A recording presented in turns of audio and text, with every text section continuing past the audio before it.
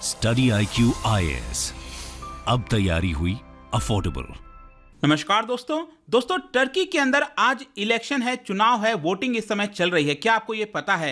And let me tell you, Turkey का election बहुत ज्यादा इंपॉर्टेंट है, सिर्फ उस रीजन के लिए नहीं, पूरे दुनिया के लिए। भारत के पर्सपेक्टिव से तो अक्सर आप खबर देखते रहते होंगे, जो अर्दोगान है पिछले 20 साल से रूल कर रहे हैं टर्की के अंदर। उनका भारत के साथ कश्मीर मुद्दे को लेकर कई सारे मतभेद देखने को मिलते हैं। लेकिन मैं आपको बता दूं कि अगर आप पिछले 6 महीने पहले कहीं पर भी देखते, आप पूछते किसी से कि टर्की के इलेक्शन में क्या होने वाला है, तो यह साफ दिख रहा था कि अर्दोगान वापस से जीत कर आएंगे। लेकिन अचानक से चीजें चेंज हो गई हैं और जो ओपिनियन पोल है उसमें यह बात सामने आई है कि बहुत ही ज्यादा कांटे की टक्कर है। इनफैक्ट बताया जा रहा ओपिनियन पोल में जो अपोजिशन पार्टी के लीडर हैं उनको स्लाइट एज है यहां पर।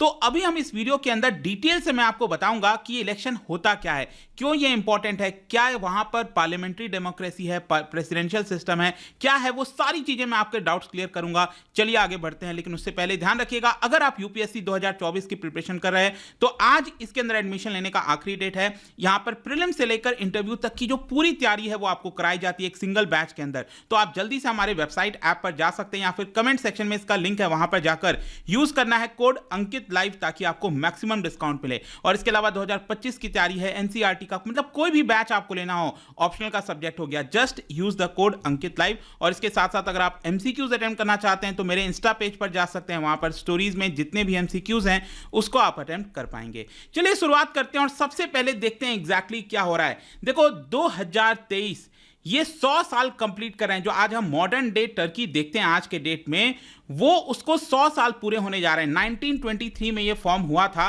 और इसके साथ साथ जो अभी का साल है वो 20 साल पूरा हो जाएगा अर्दोगान के शासन का। अक्सर आप सुनते रहते होंगे अर्दोगान के बारे में, बहुत ज़्यादा एक्सट्रीमिस्ट हैं, काफ़ी ज़्यादा अलग विचारधारा के हैं। क्योंकि अगर आप देखोगे ना, मैं आपको थोड़ा सा आइडिया बताता हूं, पूरे मुस्लिम वर्ल्ड में, मतलब मिडिल ईस्ट से लेकर जहां जहां पर भी मुस्लिम डोमिनेटेड जो कंट्रीज हैं, वहां पर जो डेमोक्रेसी आप सही मायने में कहिए ना, क्योंकि आप मिडिल ईस्ट में सऊदी अरब, यूएई कहीं पर भी देखोगे तो आपको डेमोक्रेसी नहीं मिलेगी। लेकिन वहां पर एक इकलौता अगर आप कोई देश कहोगे, दैट इज टर्की, जहां पर आपको एक काफी अच्छी खासी डेमोक्रेसी देखने को मिलती है। लेकिन अर्दोगान के शासन में क्या हुआ है कि काफी ज्यादा यहां पर डेमोक्रेसी में गिरावट आई है, ऐसा कई लोगों का मानना है, ऐसा एक्सपर्ट्स का मानना है। तो क्या है कि अर्दोगान का ये जो इलेक्शन है, ये आज जो इलेक्शन चल रहा है उसमें बताया जा रहा है कि वो इलेक्शन लूज कर सकते हैं और इसका एक बहुत बड़ा इंप्लीकेशन हो सकता है पूरे जियोपॉलिटिकल वर्ल्ड में। आसपास का जो रीजन है वहां पर एक काफी बड़ा चेंजेस आपको देखने को मिल सकता है। ऑल्दो इसके साथ साथ मैं आपको यह भी बता दूं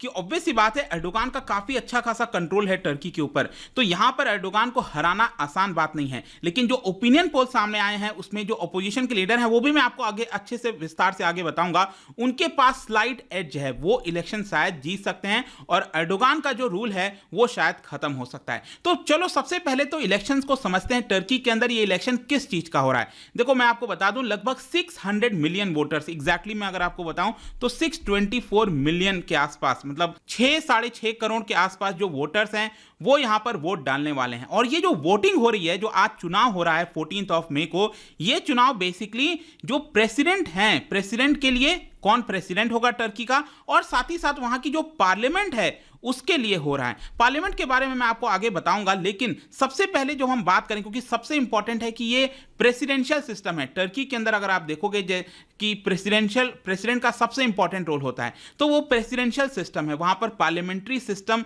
से थोड़ा ये भटक गए हैं। उसका मैं आपको कारण आगे बताऊंगा। लेकिन यहां पर बेसिकली क्या है ना, मान लो अगर 4 लोग खड़े हो रहे हैं टर्की के इलेक्शन में प्रेसिडेंट के पद के लिए, तो चारों में से जिसको 50% से ज्यादा वोट मिलेगा वो प्रेसिडेंट बन जाएगा। लेकिन मान लो अगर किसी को 40% वोट मिला, किसी को 30%, किसी को 20%, तो अगर किसी को भी 50% से ज्यादा वोट नहीं मिलता है, उस केस में क्या होगा, जो टॉप 2 कैंडिडेट्स होंगे वो वापस से उनको लेकर वोटिंग होगी। और ये वोटिंग होगी सेकेंड संडे को। आज संडे है बेसिकली, तो आज के बाद लेकर इसको अगर आज हम छोड़ दें तो इसका जो अगला सेकेंड से संडे आएगा ना, वहां पर वापस से इसका चुनाव होगा। इन केस अगर किसी को भी 50% से ज्यादा वोट नहीं मिलता, और ज्यादातर यही माना जा रहा है कि क्योंकि टर्की के प्रेसिडेंशियल इलेक्शन में भी 4 कैंडिडेट खड़े हो रहे हैं, मैं आपको आगे दिखाऊंगा वो कौन कौन से हैं। लेकिन इसमें भी अगर आप देखोगे ना, तो किसी को भी 50% से ज्यादा वोट एक इस बार नहीं मिलने वाला। तो ऑब्वियस सी बात है कि सेकेंड संडे को जो है वापस से यहां पर चुनाव होगा और बेसिकली क्या है कि जो टॉप 2 कैंडिडेट्स होंगे उनके बीच में ये चुनाव होगा। तो ऑब्वियस सी बात है जब 2 कैंडिडेट हैं तो किसी ना किसी को तो यहां पर 50% ज्यादा वोट तो मिलेगा ही मिलेगा, राइट। तो उस केस में प्रेसिडेंट चुन लिया जाएगा। फिर इसके साथ साथ जो पार्लियामेंट है, वहां की पार्लियामेंट देखो बेसिकली यूनिकैमरल है। हमारे यहां पर क्या है, पार्लियामेंट 2 हाउसेज हैं, बाई कैमरल है, वहां पर एक सिंगल हाउस है और इसका नाम क्या है, grand national assembly of Turkey, और इसको 1920 में फाउंड किया गया था। और इसके अंदर बेसिकली अगर आप देखोगे तो जो गवर्नमेंट है वो AKP, ये जो पार्टी, इसका फुल फॉर्म है जस्टिस एंड डेवलपमेंट पार्टी, ये वही एर्डोगान वाली ही पार्टी है। तो उन्हीं का ही यहां पर एक प्रकार से पार्लियामेंट के अंदर भी मेजॉरिटी है। मैं आपको बता दूं, पहले टर्की एक प्रकार से पार्लियामेंट्री डेमोक्रेसी हुआ करता था, उसमें प्राइम मिनिस्टर का भी पद था, लेकिन एर्डोगान ने लास्ट टाइम क्या किया, इसके अंदर एक बड़ा बदलाव किया और जो पार्लियामेंट्री डेमोक्रेसी थी उसको खत्म करके एक प्रेसिडेंशियल सिस्टम ले आए और जो प्राइम मिनिस्टर का पद था ना उसको खत्म कर दिया। तो एक प्रकार से प्रेसिडेंट सबसे ज्यादा पावरफुल होता है। तो पार्लियामेंट के अंदर भी क्या है कि यहां पर सभी लोग वोटिंग करेंगे और ये प्रोपोर्शनल रिप्रेजेंटेशन के हिसाब से होता है, मतलब कि जितनी पार्टीज आप देख रहे हो उनको जितना परसेंटेज वोट मिलेगा। हमारे यहां पर क्या होता है, आप कैंडिडेट को वोट देते हो, राइट, लेकिन टर्की में पार्लियामेंट्री चुनाव के अंदर यहां पर जो पार्टी है उसको वोट मिलता है और जिस पार्टी के पास 7% से ज्यादा वोट है, क्योंकि मिनिमम आपको 7% वोट चाहिए, अगर आपके पास 7% है तो आपको सीट मिल जाएगी पार्लियामेंट के ऊपर के अंदर, और जिसके पास जितना वोट होगा उस शेयर के हिसाब से उसको मिल जाएगा। लेकिन यहां पर सबसे इंपॉर्टेंट चुनाव क्या है, वो है प्रेसिडेंट का, क्योंकि वो सबसे पावरफुल है। अब क्वेश्चन ये है कि जो टर्की के अंदर इलेक्शन है उसमें मेन मुद्दा क्या है। देखो, जो एर्डोगान का पूरा शासन रहा है, रूल रहा है पिछले 20 साल का, उसमें 2 सबसे इंपॉर्टेंट चीज इस इलेक्शन में निकलकर सामने आई है। सबसे पहला है कि जिस तरीके से एर्डोगान ने इकोनॉमी को हैंडल किया है, और दूसरा है कि जिस तरीके से उन्होंने जो डेमोक्रेसी थी टर्की के अंदर, जो सेकुलर और डेमोक्रेटिक फाउंडेशन था, उसके अंदर गिरावट की है और एक अथॉरिटेरियन रिजीम लाने की कोशिश की है। ये 2 मेन मुद्दा है इस समय टर्की के इलेक्शन में। अगर हम सबसे पहले इकोनॉमी की बात करें तो टर्की बहुत बुरे इकोनॉमिक ट्रबल से गुजर रहा है, इसमें कोई डाउट नहीं है। इन्फ्लेशन आप सोच के देखिए, 50% से ज्यादा, कैन यू इमेजिन, 50% से ज्यादा। भारत में कभी अगर डबल डिजिट भी हो जाता है ना तो हाहाकार मच जाता है, लेकिन आप सोच के देखिए 50% से ज्यादा इन्फ्लेशन टर्की में चल रहा है। यहां पर उनका 2022 में इन्फ्लेशन 85% था, वो अभी गिरकर 50% हुआ है। इसके बाद अगर हम इनके करेंसी की बात करें तो 80% गिरावट आई है इनके करेंसी में पिछले 5 साल में। आपको मैं दिखाता हूं, इनकी करेंसी का नाम है टर्किश लीरा, और $1 5 साल पहले आप देखोगे तो ये 5-6 लीरा हुआ करता था। $1 इक्वल्स टू आज के डेट में 20 लीरा के आसपास आ गया, मतलब 80% और ज्यादा डी वैल्यू आपको देखने को मिलेगा। रीसेंट सिचुएशन में क्या हुआ है कि अभी आपको पता होगा, अर्थक्वेक आया था बहुत बड़ा, बहुत हजारों, मतलब पता नहीं, शायद आई थिंक आंकड़ा जो है 50,000 के आसपास पहुंच गया था जो लोगों की मृत्यु हुई थी टर्की में, जो अभी फरवरी की बात है ना, जो इतना बड़ा भूकंप आया था।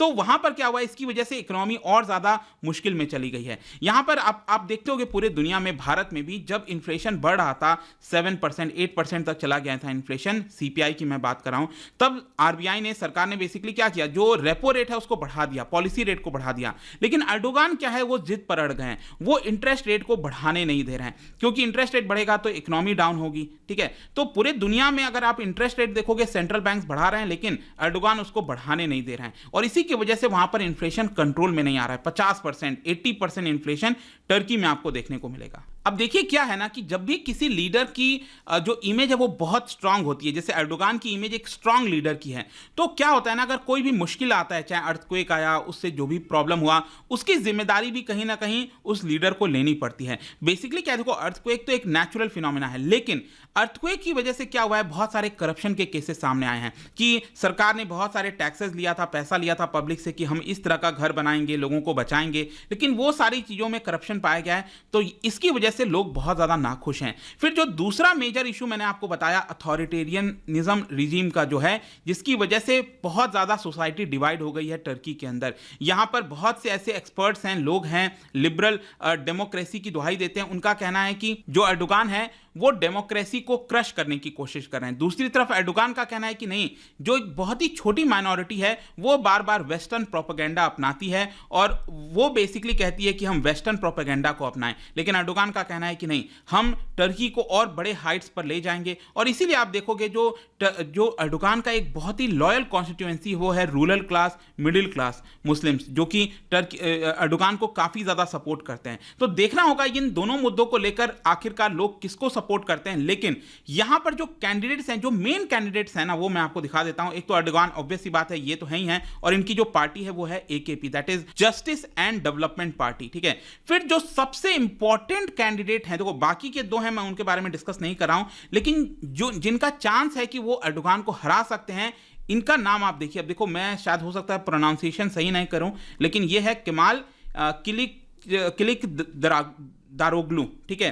तो ये बेसिकली जो है आपका सबसे मेन ऑपोजिशन के लीडर हैं। और ये कौन से पार्टी से बिलोंग करते हैं वो भी मैं आपको बताता हूं। ये पार्टी से बिलोंग करते हैं रिपब्लिकन पीपल्स पार्टी। और मैं आपको बता दूं, ये वही पार्टी है जिसको फाउंड किया गया था अतातुर्क के द्वारा। आपको पता है ना अतातुर्क कौन है? He is the father of modern day Turkey, इनको माना जाता है, ठीक है। 1920s में जब टर्की फाउंड किया गया था, तो इन्हीं को एक प्रकार से father of modern day Turkey माना जाता है। पाशा, रिमेंबर, पाशा के नाम से जाने जाते थे।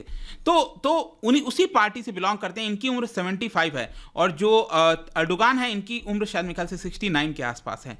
तो बेसिकली क्या है कि ये एक रिटायर्ड सिविल सर्वेंट है। जो केमाल किलिक दारोग्लू जो है, वो एक सिविल सर्वेंट है, रिटायर्ड, और बेसिकली प्राइमरी चैलेंजर इसलिए बन गए हैं क्योंकि 6 ऑपोजिशन पार्टीज टर्की के अंदर, उन्होंने साथ मिलकर जो है इनको चुना है एज अ ऑपोजिशन लीडर। और ये जो 6 ऑपोजिशन पार्टी है उसको बोला जा रहा है टेबल ऑफ 6। तो मे भी शायद, मैं ये नहीं कह रहा हूं एग्जाम में आएगा, लेकिन मे भी शायद अगर कहीं आ जाए टेबल ऑफ 6, तो ध्यान रखिएगा ये टर्की के अंदर जो ऑपोजिशन 6 ऑपोजिशन पार्टीज हैं उनके द्वारा मिलकर ये जो संगठन बनाया गया है, ताकि एक स्ट्रॉन्ग कैंडिडेट को खड़ा किया जा सके अर्डोगान के सामने, ये है। और इसके साथ साथ एक और इंटरेस्टिंग चीज मैं आपको बताता हूं। ये जो है ना किलिक दारोग्लू, उनको गांधी कमाल भी कहा जाता है। क्यों कहा जाता है? क्योंकि बोला यह जा रहा है कि वो बेसिकली उनका जो फिगर है ना, ये आप देखोगे उनका चेहरा महात्मा गांधी, भारत के जो महात्मा गांधी हमारे फादर ऑफ नेशन, उनसे कुछ मिलता है। इसीलिए वहां की जो मीडिया है ना, उनको गांधी कमाल के नाम से बता रही है। और गांधी भी इसलिए नाम जोड़ दिया गया क्योंकि एक तरफ अर्डोगान है जो अथॉरिटेरियन